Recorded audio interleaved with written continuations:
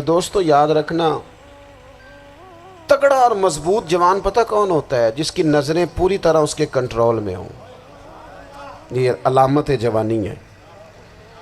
جس آدمی کا پوری طرح، دو لوگ دنیا میں کبھی کوئی کارنامہ سر انجام نہیں دے سکتے، ایک جو حرام کھاتا ہو، ایک جس کی نظر ناپاک ہو۔ محمد بن قاسم جب یہاں آئے تھے نا تو ایک دن بڑے پریشان تھے، تو ایک بزرگ کہنے لگے آپ کیوں پریشان ہیں؟ کہنے لگے راجہ دہر سے مقابلہ ہے اور ہماری فوج تو سندھ کے رستے بھی نہیں جانتی، زبان بھی نہیں جانتی، لڑیں گے کیسے؟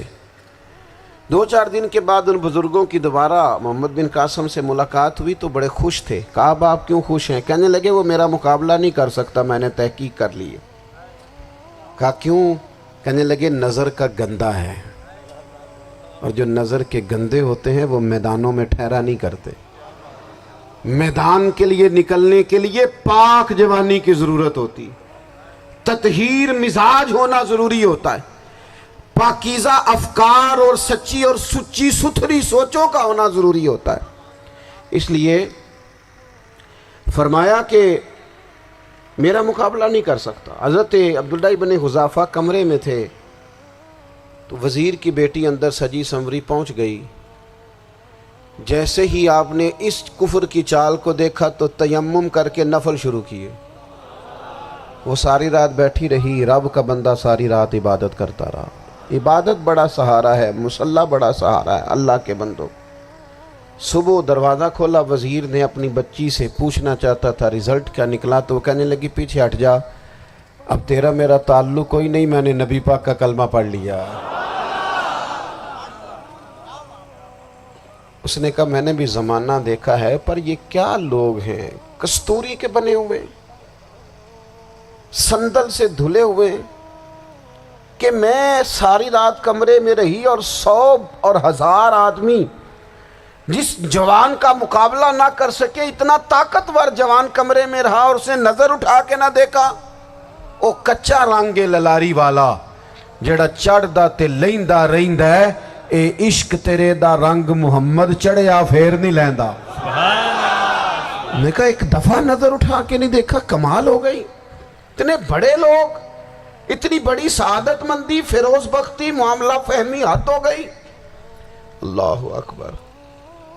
دوستو بادشاہ جب پوری طرح ہار گیا نا، اس نے کہا مار دو۔ تیل گرم کیا ایک کڑاہی میں، اور جب آپ کو اس میں ڈالنے لگے تو آپ کی آنکھوں میں آنسو آ گئے۔ بادشاہ کا خیال ہوا شاید نرم ہو گئے ہیں، کہنے لگا روئے کیوں؟ فرمانے لگے سوچتا ہوں جان ہی ایک ہے، کتنا مزہ ہے اس کی راہ میں جان دینے کا، کتنی لذت ہے اس کے نام پر مرنے میں، کتنا لطف ہے۔ جے تو چڑھیا اتے دار بھی نہیں، تے جے تو وکیا عشق بازار بھی نہیں، تے ایڈا سستا سودا پیار بھی نہیں، تے ایڈا سستا لبدا یار بھی نہیں۔ کئی جنگل گانے پیندے نہیں، کئی دوزخ لنگنے پیندے نہیں، جے وہ اس ملوں بھی مل جاوے، ایدوں سستا ہور بپار بھی نہیں۔ تے کچھ سمجھ نہ آوے لوکانوں وہ کادے نال شہید کرے، ڈٹھی یار دے ہاتھ تلوار بھی نہیں، پر او دا خالی جاندہ وار بھی نہیں۔ کہنے لگے ایک جان ہے نا، تو دل کرتا ہے ہزاروں ہوتی تو ایک ایک کر کے محبوب کے نام پہ قربان کرتا، جب میرے پاس ہے ہی ایک، کروں کیا؟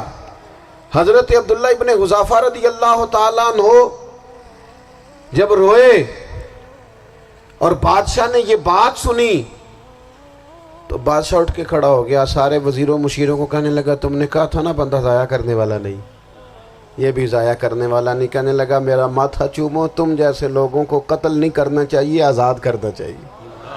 عزیز اپنی زندگی سے نا یہ بہت زیادہ ہرس، ہوس، طمع، اور یہ کسی بات کی بھی ہو، ہرس صرف پیسوں کی نہیں ہوتی ہے، شہرت کی بھی ہوتی ہے،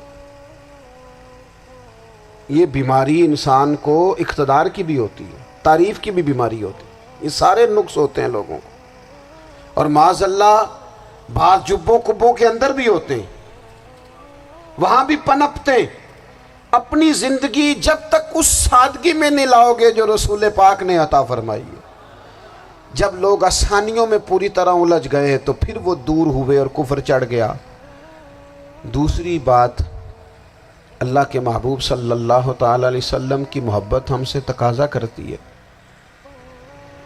کہ ہم اس مشن کے لیے کام کریں جس مشن کے لیے رسول پاک نے کام فرمایا ہے۔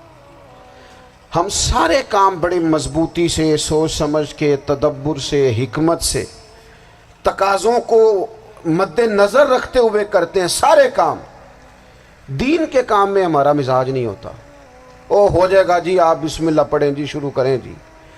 آپ تقاضوں کو سمجھیں، چیزوں کو دبائیں نہیں، چیزوں پر غور کریں۔ کسی کے ذہن کی سطح پر سوال ابھرتا ہے، اس کا تسلی بخش جواب دیں۔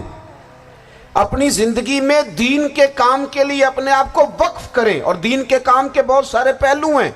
ہزاروں لوگوں کو قرآن پاک ٹھیک پڑھنا نہیں آتا، ہزارہا لوگ ہیں جو قرآن مجید کے مطالب سے آگاہ نہیں ہیں، دین کی بنیادی ضروریات سے لوگ نابلد ہیں۔